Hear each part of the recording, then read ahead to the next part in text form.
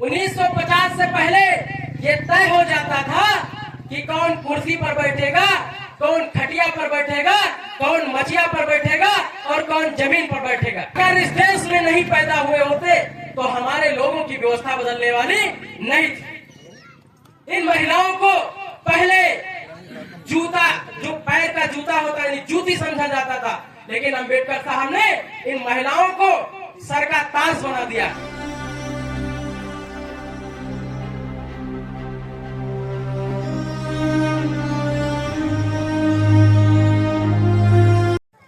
इस भारत देश को एक सुंदर सा संविधान देने वाले हमारे रहबर, भारत के भाग्य विधाता, महिलाओं के मुक्तिदाता डॉक्टर बी.आर. अम्बेडकर साहब के चरणों में नमन करता हूं, वंदन करता हूं।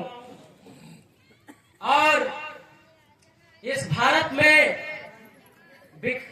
बिखरे हुए जातियों में इन सभी जातियों को जोड़ करके एक बहुजन समाज बनाने वाले DS4 के संस्थापक, बहुजन समाज पार्टी के जन्मदाता हमारे रहबर मान्यवर कांशीराम साहब के चरणों में नमन करता हूं, वंदन करता हूं, अभिनंदन करता हूं।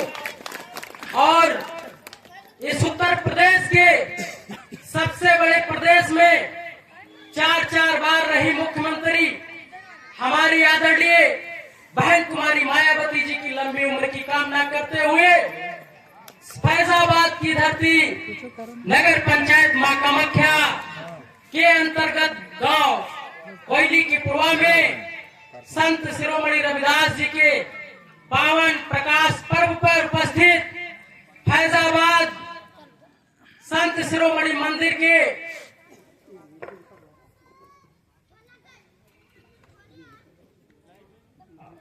गद्दीधर श्री बनवारी पद ब्रह्मचारी जी महाराज गुरु रविदास मंदिर अयोध्या के मुख्य अतिथि के रूप में उपस्थित हुए। मैं इनका हृदय की गहराइयों के साथ स्वागत करता हूं, वंदन करता हूं, अभिनंदन करता हूं। और हमारे सामने बैठी हुई हमारी माताएं, बहनें, पिता तुल बुजुर्गों और नौजवान साथियों, आप सभी का मैं दिल की गहराइयों के साथ स्वागत करता हूं, वंदन करता हूं, अभिनंदन करता हूं। और इस कार्यक्रम में उपस्थित हुआ यह हमारे सौभाग्य की बात। और मैं अपना परिचय आप सभी लोगों को बता देता हूं। मैं बहुजन समाज पार्टी से रुदौली विधानसभा का पिछड़ा वर्ग का विधानसभा संयोजक हूं। मेरा नाम विकास पाल है। आज संत शिरोमणि रविदास जी के इस जन्म जयंती के अवसर पर अपनी मौजूदगी को दर्ज किया हूं। अपने आप को सौभाग्यशाली समझता हूं। मेरे प्रिय बंधुओं, मैं आप सभी को बताऊंगा, हमारे संत शिरोमणि रविदास जी ने इस समाज की कल्पना की थी। उन्होंने अपने समय में, जिस समय में उन्होंने इस भारत देश में जन्म लिया था, उस समय हमारे ही देश में भेदभाव की बीमारियां बहुत थी।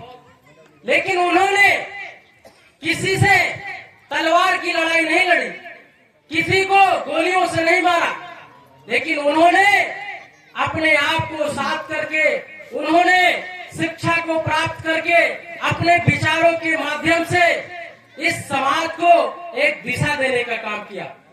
उन्होंने कहा था कि बेगमपुरा चाहूं ऐसा राज में जहां मिले सबन को अन्न, छोट बड़ो सब संग बसे, रैदास रहे प्रसन्न।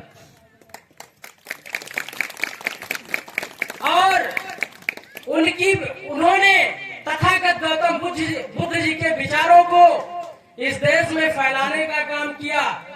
और संत शिरोमणि रविदास जी के विचारों को भी हमारे देश में अनेक ऐसे महापुरुष जन्म लिए, उन्होंने भी फैलाने का काम किया।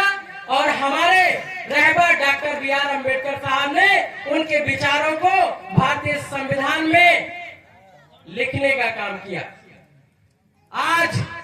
बहुत लोग कहते हैं कि क्या डॉक्टर अंबेडकर भगवान हो गए हैं।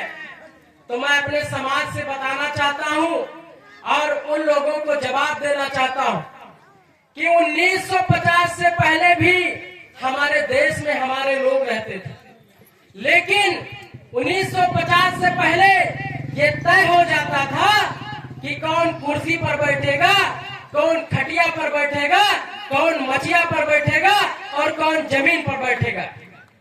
आप सभी लोगों को समझने की जरूरत है, खास करके हमारे समाज की जो महिलाएं बैठी हुई हैं, वो चाहे हमारी माताएं हो, चाहे बहनें हो, चाहे छोटी बच्चियां हो, इस सभी लोगों को समझने की जरूरत है कि अगर आज इनके जीवन में परिवर्तन हुआ है तो इसका श्रेय डॉक्टर बी.आर. अम्बेडकर साहब को जाता है। डॉक्टर अम्बेडकर साहब अगर इस देश में नहीं पैदा हुए होते तो हमारे लोगों की व्यवस्था बदलने वाली नहीं थी।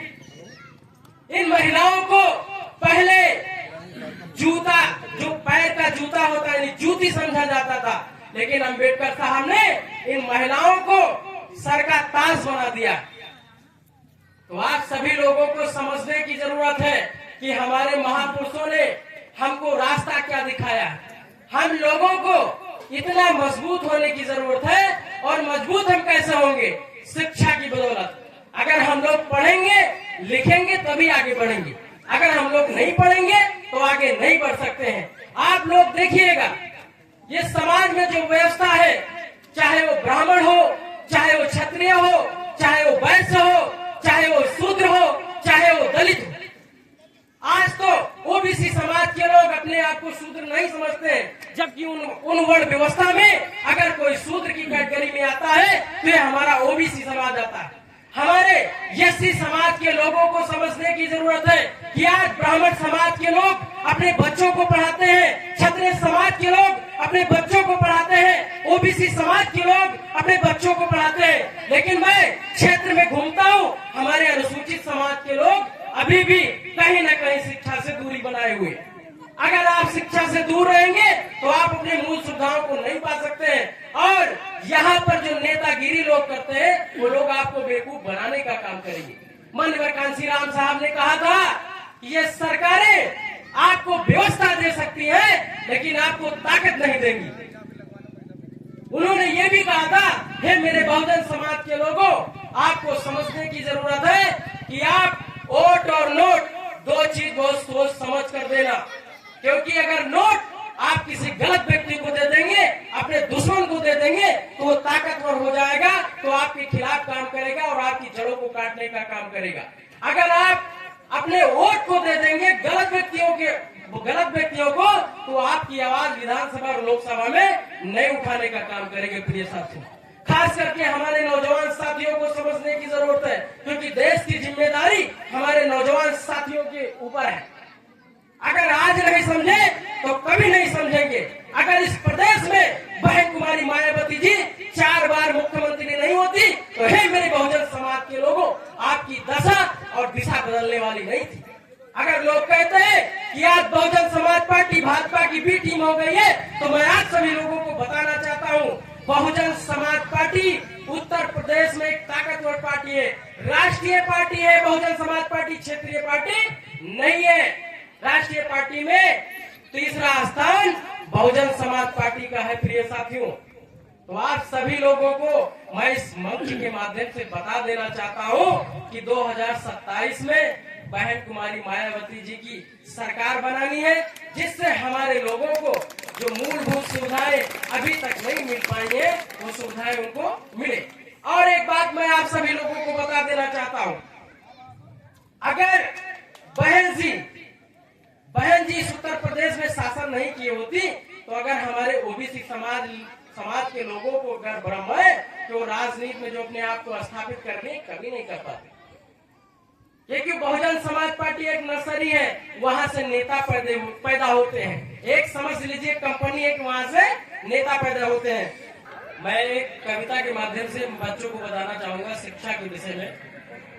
वक्त की ये जरूरत समझ लो, वक्त की ये जरूरत समझ लो, अब गुजारा नहीं है, वक्त की ये जरूरत समझ लो, बिन पढ़े अब गुजारा नहीं है। जब पढ़ोगे तो आगे बढ़ोगे, जब पढ़ोगे तो आगे बढ़ोगे, वरना पीछे ही चलना पड़ेगा। वक्त की ये जरूरत समझ लो, बिन पढ़े अब गुजारा नहीं है। ना कोई अब है अपना पराया, ना कोई है अपना पराया, बस पढ़ाई है सबका सहारा। पढ़ने लिखने से सब कुछ मिलेगा, पढ़ने लिखने से सब कुछ मिलेगा, ना पढ़ोगे तो कुछ ना मिलेगा। अब कलम और कागज से बढ़कर, अब कलम और कागज से बढ़कर दूसरा कोई चारा नहीं है।